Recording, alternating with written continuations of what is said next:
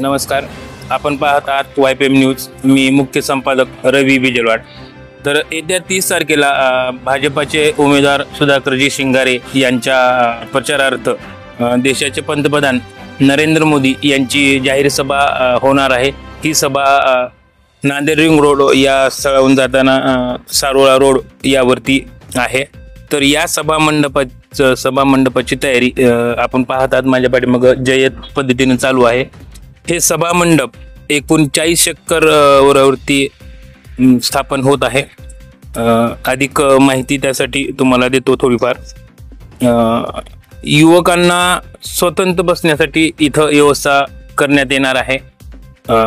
18 ते 35 वयोगटातील तरुणांना विशेष पास या ठिकाणी देण्यात येणार आहे, जेणेकरून तरुणांना नरेंद्र मोदी यांचे विचार जवळून ऐकता यावे, जवळून नरेंद्र मोदी यांचे सगळे विचार यांनी आचरणात घ्यावे, यासाठी ही व्यवस्था करण्यात येणार आहे.